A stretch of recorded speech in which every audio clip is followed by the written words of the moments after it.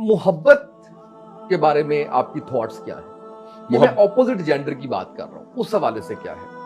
محبت ایک فطری امر محبت ہو جاتی ہے،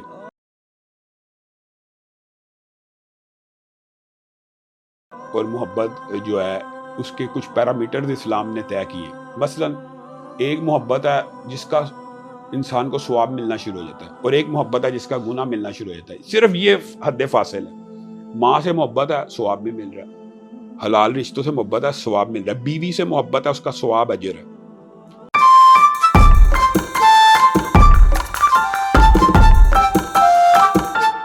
یہی محبت اگر آپ کی غیر محرم کے ساتھ ہے تو آپ کو گناہ ملنا شروع ہو جاتا ہے.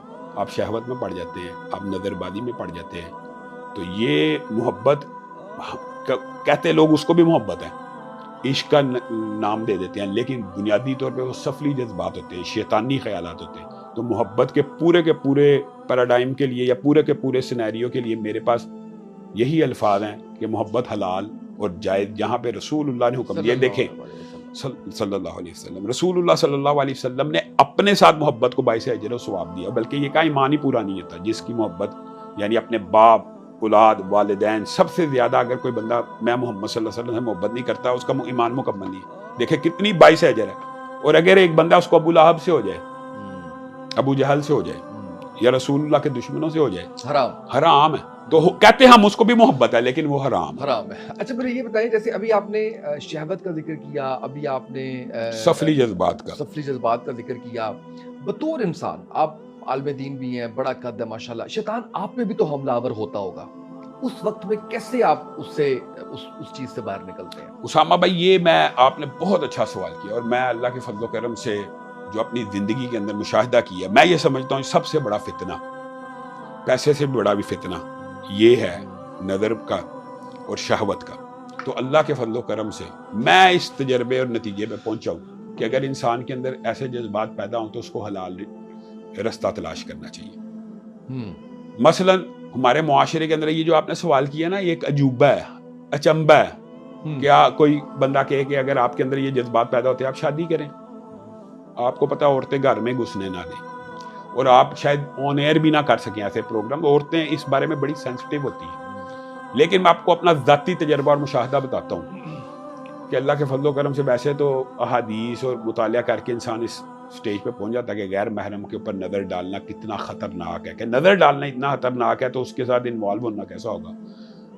میں نے سب سے پہلے جب اپنے اندر اس طرح کی کوئی بات دیکھی تو میں نے اللہ کے فضل و کرم سے نکاح کیا دوسرا. اور میں آپ کو آج یہ گارنٹی سے کہتا ہوں، جو بندہ اللہ سے ڈرتے ہوئے نکاح کرے اس کے اندر سے یہ خواہش ختم ہوتی ہے، اس کے بعد نہیں ہوتی. اگر مثال دے رہا ہوں ہو تو تیسری کر لے، لیکن پاکستانی جیسی خوراکیں یا ماحول ہے پاکستانی. آپ کا ارادہ نہیں ہے؟ نہیں، اب تو عمر بھی آپ کی عمر ہی کیا ہے؟ ابھی تو میں نے آپ کی عمر پڑھی ہے 43. کوئی عمر ہوتی ہے؟ 43 بڑی عمر ہوتی ہے. 40 میں تو بندہ جوان ہوتا ہے علامہ صاحب. 40 میں تو فلما بالغ شدہ، قرآن نے اس کو کہا جب اپنے عروج پہ پہنچ جاتا ہے. 40 عروج ہے، اس کے بعد زوال ہے. لیکن پھر بھی 20 سال تو ہوتے ہیں نا. 20 سال تو آپ کے پاس. میرے خیال میں 20 سال کے لیے 2 بیویاں، میں یہ سمجھتا ہوں اپنی اصل میں ہر بندے کی جبلی تقاضے بھی مختلف ہوتے ہیں. یہ بڑا اہم پوائنٹ. میں یہ سمجھتا ہوں کہ اللہ کے فضل و کرم سے دوسری شادی کے بعد اللہ کے فضل و کرم سے کبھی خواہش بھی پیدا نہیں ہوئی. سمجھ رہے ہیں نا؟ ہو سکتا ہے کئی لوگوں کو یہ مقام حاصل ہو 3 شادیوں کے بعد، ہو سکتا ہے کئیوں کو 4 کے بعد. تو 4 سے آگے تو گنجائش ہی نہیں. آپ کیونکہ ماشاءاللہ اتنا دین کا کام کرتے ہیں تو مشکل تو ہوتا ہوگا انصاف کرنا، وہ والی بات، وہ اس کو. ہاں، جہاں تک یہ بات ہے نا، اس حوالے سے اللہ کے فضل و کرم سے جو میری دونوں بیویاں بہت زیادہ کمپرومائزنگ ہے. یہ بات اللہ کی طرف سے ایک انعام سمجھ لیں یا نعمت ہے کہ دونوں بیویاں ایک ہی گھر میں رہتی ہیں. واہ. ایک میرے چچا کی بیٹی ہے اور ایک معروف عالم دین ہے حمید اللہ حمیدی صاحب، ان کی بیٹی ہے. تو آپ یہ سمجھ لیں کہ دونوں دینی گھرانوں کی ہیں، مذہبی گھرانوں کی ہیں. صرف 6 ماہ اول شادی کے جو پہلے 6 ماہ تھے ڈسٹرب گزرے ہیں. پہلی بیوی کی طرف سے ایجیٹیشن ہوتی ہے، بندہ سینسٹیو ہوتا ہے، اور انسان کا لامحالہ طور پہ پہلی بیوی کی طرف رجحان بھی زیادہ ہوتا ہے، محبت بھی زیادہ ہوتی ہے. تو وہ انسان بہرحال وہ 6-7 مہینے ایسے ہوتا ہے. لیکن بعد میں اللہ کے فضل و کرم سے جب اکٹھے ایک گھر میں آگے، اب الحمدللہ جو میرے بچے ہیں دونوں بیویوں میں سے، وہ آپس میں پتہ ہی نہیں لگتا کہ، یعنی آپس میں ایک ہی گھر میں کھیل رہے ہیں، پل اور رہے ہیں. بھابھی صاحبان جو ہیں وہ آپس میں وہ گفتگو بھی کر رہی ہیں اور بالکل وہ سارا بہنوں جو کی ہے طرح رہتی ہیں. اچھا واہ واہ واہ بڑے بالکل خوش قسمت بہنوں. ہیں آپ ماشاءاللہ. یہ اس کا راز بتائیں آپ ہماری آڈینس کو کہ کیا ایسا کریں، کیونکہ یہ میں نے دیکھا بہت سے لوگوں کو بڑے اس میں بڑے کرائسس میں دیکھا میں نے. بہت زیادہ کرائسس آتے ہیں. تو یہ اس سب کے سے لیے مشکل اور بلکہ مجھے یہ بتائیں کہ کیا اس کے لیے بھی کوئی وظیفہ ہے؟ وظیفہ ہے اس کے لیے. آپ بتائیں. نہیں بتائیں یہ بڑا اس کے لیے وظیفہ ہے. ربی انی لما انزلت الی من خیر فقیر. یہ سورۃ قصص کی آیت نمبر 24 ہے.